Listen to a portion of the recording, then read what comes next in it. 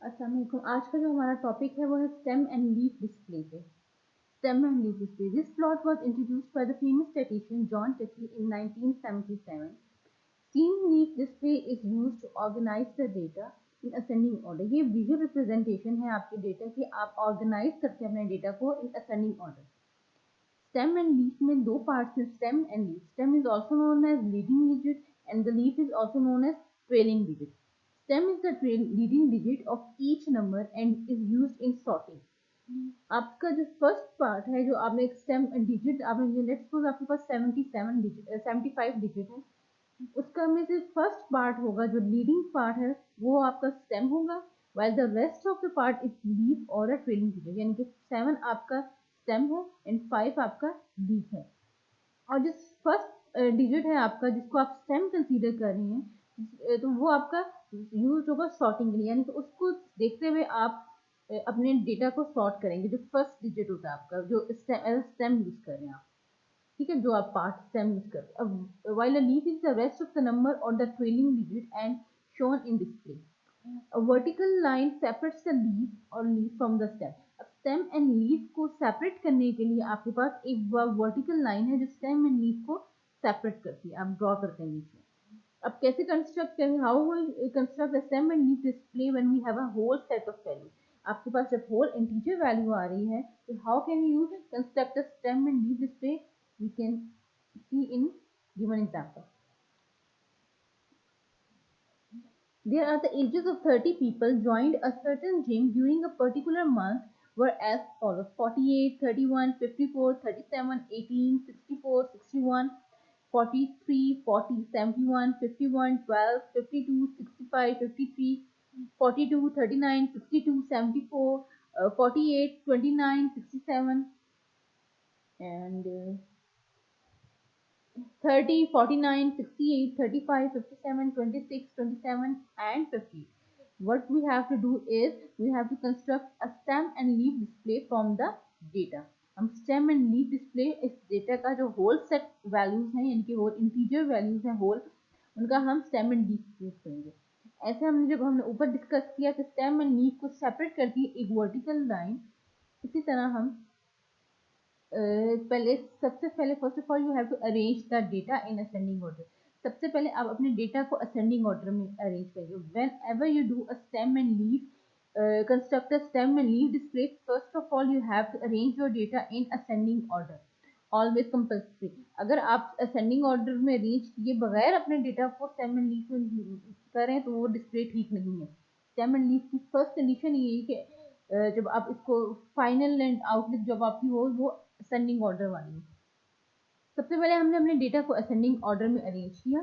Ascending order means from smallest to largest observation. From smallest observation हमने देखी, checkout की, आपके डेटा में की थी, क्या थी, स्कैन किया अपने डेटा को आपने, तो it from 12 and the highest value is 74, यानी कि आपका जो डेटा रेंज है, डेटा वैल्यू है, वो रेंज कर रही है फ्रॉम 12 टू 74। आपने अपने डेटा को first of all you have to arrange your data and then you have to check from which is the smallest value and the what is the highest value।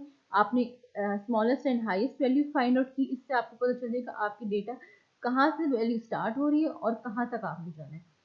we use the first और leading digit as a stem. हम अपने data में जो first number है उसको as a stem use करेंगे, यानी कि फर्स्ट आप नंबर देखें, फर्स्ट ऑब्जर्वेशन देखें वो है 12, तो जो फर्स्ट ऑब्जर्वेशन 12 है उसमें से 1 आपका स्टेम होगा और 2 आपकी लीफ होगा। इसी तरह सेकंड ऑब्जर्वेशन में आप 18 जो आपकी ऑब्जर्वेशन है उसमें 1 आपका लीफ है, 8 आपका 1 आपका स्टेम है and 8 is your leaf. Next 26, 2 is the stem and 6 is the leaf. इसी तरह हम अपना डेटा को बनाएंगे, कंस्ट्रक्ट करेंगे। Now we have to construct 3 columns, stem, leaf and the frequency column. Okay, what we have to do, as we know कि हमारा जो डेटा है वो 12 to 74 देखें, 12 to it ranges from 12 to 74। It means कि जो हम, और जब भी आप अपने डेटा को सॉर्ट कर रहे हो तो फर्स्ट पार्ट कंसीडर करते हैं हम, तो हमारा यानी कि फर्स्ट से स्टार्ट होगा 1 to 7 तक वैल्यूज जाएंगी। तो जब हम अपने स्टेम में वैल्यूज लिखेंगे तो 1 से लेके देखिए 7 तक वैल्यूज लिखेंगे, 1 2 3 4 5 6 7। अपने स्टेम में हम 1 2 3 4 5 6 7 वैल्यूज हमने लिखी। इस तरह फिर लीफ आएगा आपके पास। 1 के कॉरस्पॉन्डिंग जो नंबर हैं उनको हम एज अ लीफ लिखेंगे हमारे डेटा में। यहाँ से अगर इस डेटा को मैं ज़रा नीचे कर लेती हूँ ताकि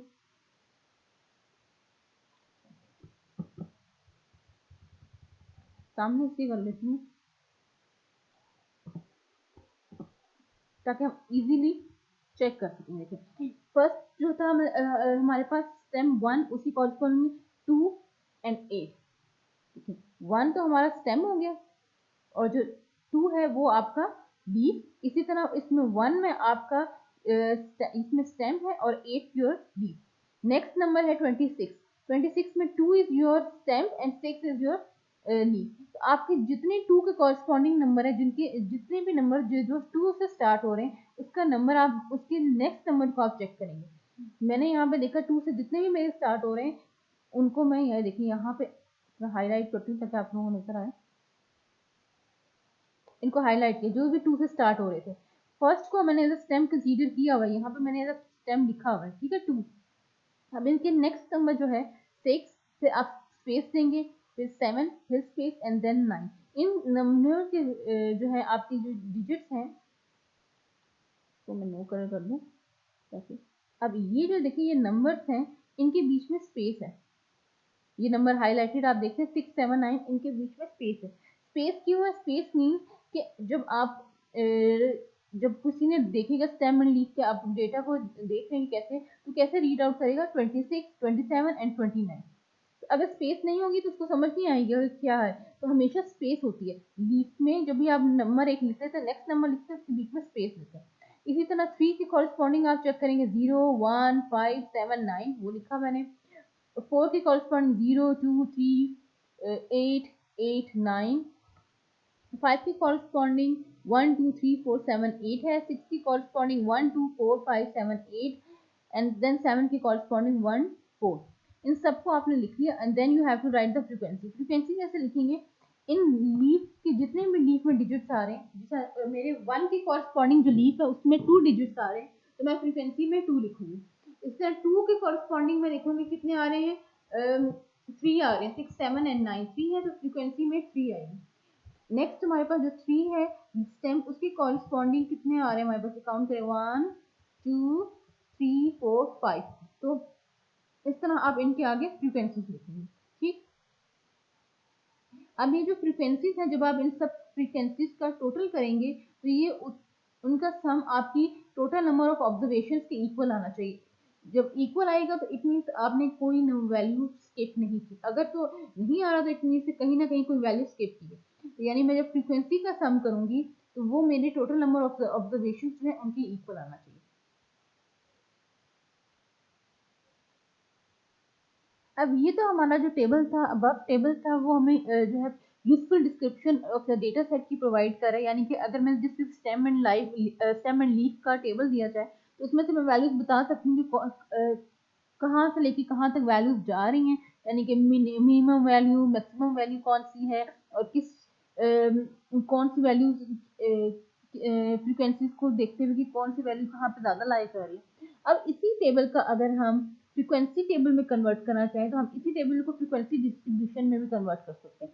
वो देखेंगे हम इस टेबल में जो फ्रीक्वेंसी ऑफ द क्लास है आपकी 10 to 19 फर्स्ट बनी। अब 10 to 19 क्यों बनी है? क्यों? क्योंकि आपका डेटा जो है वो देखिए 12 से स्टार्ट हो रहा है। जब आपने सॉर्ट किया तो 12 to 74 जा रहा है।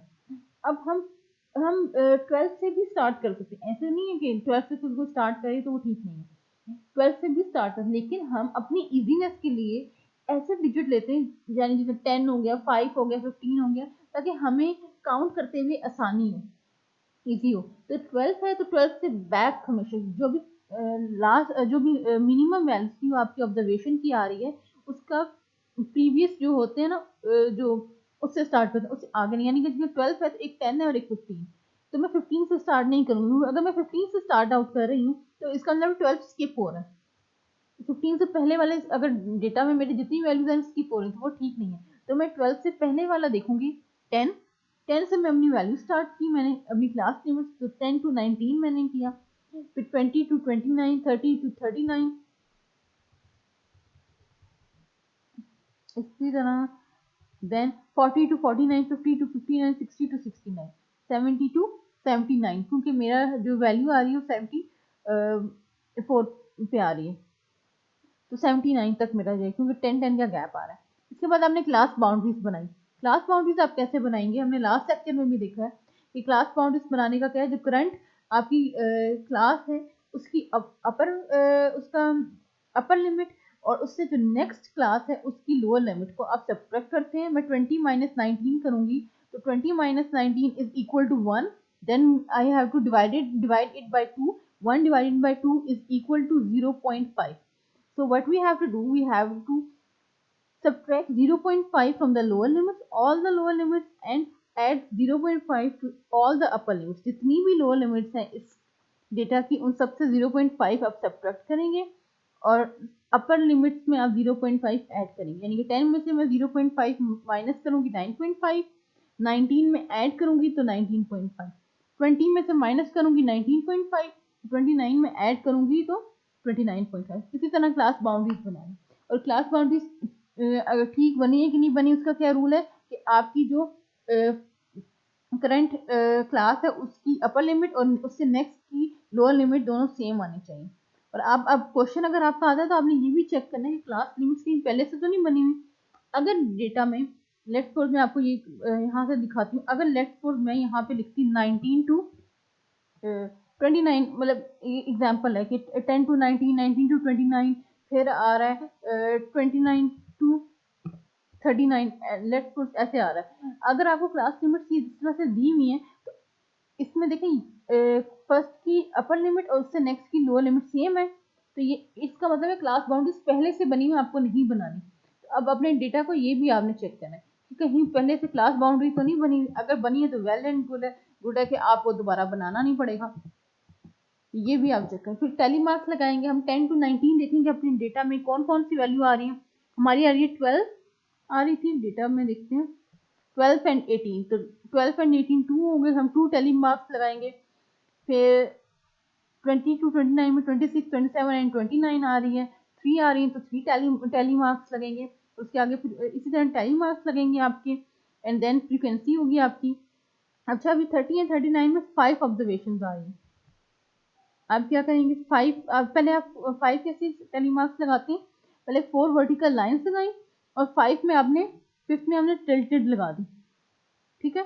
नेक्स्ट में आप 6 है आपकी 40 टू 49 में, इसी तरह पहले 4 आपने लाइंस लगाई, फिर उसको आपने टिल्टेड किया 5 बन की। जब नेक्स्ट स्टार्ट करनी है तो फिर 6 से फिर दोबारा इसी तरह करेंगे और आपका आ जाएगा 6, फिर 6 एंड देन 2, ठीक है। अब है आपके पास एक एग्जाम्पल है, नेक्स्ट एग्जाम्पल है construct the stem and leaf display for the rate of mean annual death rate per 1000 at ages 20 to 65 given below. अब आपका ऊपर जो डेटा था वो तो होल सेट इंटीजर था, अगर आपका डेसिमल में डेटा आ जाता है तो how can you construct stem and leaf, वो हम इस एग्जाम्पल में देखेंगे। अगर हमारा डेसिमल में डेटा आ रहा है then how can we construct a stem and leaf display. Data आपका है 75, 7.5, 8.2, 7.2 टू 10.9 तक आ रहा है, ठीक है। Use the decimal part in each number as the lead. आपने जो डेसिमल से लेफ्ट साइड में जो फर्स्ट है पार्ट उसको एज अ स्टेम यूज करना है, और डेसिमल के बाद वाला जो पार्ट आ रहा है रेस्ट आ रहा है उसको आपने एज अ लीफ यूज करना है, ठीक है। सबसे पहले क्या है हमारे पास, what we have to do, we have to arrange the data in ascending order. Always you have to arrange the data in ascending order whenever you draw a stem and leaf display. हमने अपना data arrange किया 3.9, 4.6, minimum value 3.9 है, इसका मतलब है maximum value 11.9 तक जा रही है। तो इससे आपको पता चल जाता है कि आपका जो स्टेम आप जब बनाएंगे तो 3 to 11 आपने काउंटिंग लिखनी है। आप मिनिमम डेटा को देखते हैं, मिनिमम डेटा 3.9 है और मैक्सिमम डेटा ऑब्जर्वेशन जो है वो 11.9 है। तो इसका जो फर्स्ट पार्ट है डेसिमल के से लेफ्ट साइड में पार्ट यहाँ पे 3 है, यानी कि 3 से आप स्टार्ट करेंगे काउंटिंग, और लास्ट ऑब्जर्वेशन जो मैक्सिमम है उसका आप देखेंगे वो है 11। तो 3 to 11 में काउंटिंग लिखूंगी, देखो स्टेम में मैं 3, 4, 5, 6, 7, 8, 9, 10 एंड 11, ये मैंने काउंटिंग लिखी। और फिर उसी तरह हम करेंगे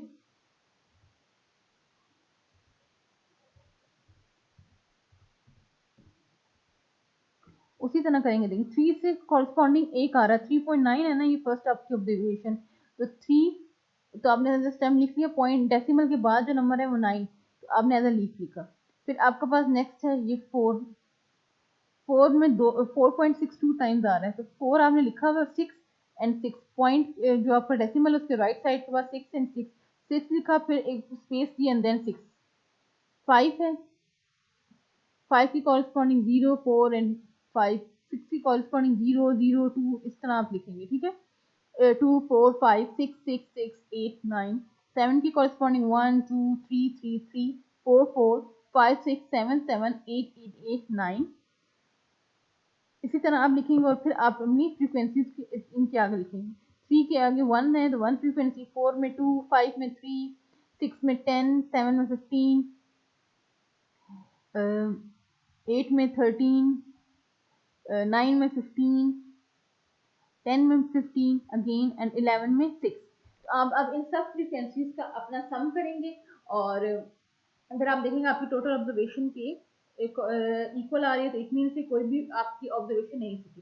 तो इस आज के लेक्चर में हमने स्टेम एंड लीफ डिस्प्ले पढ़ा, और अगर होल इंटीजर का होगा तो फिर कैसे करेंगे, अगर डेसिमल पार्ट आ रहा है तो फिर कैसे हम करेंगे, और how to make a frequency distribution. आज के लेक्चर में हमने ये डिस्कस किया।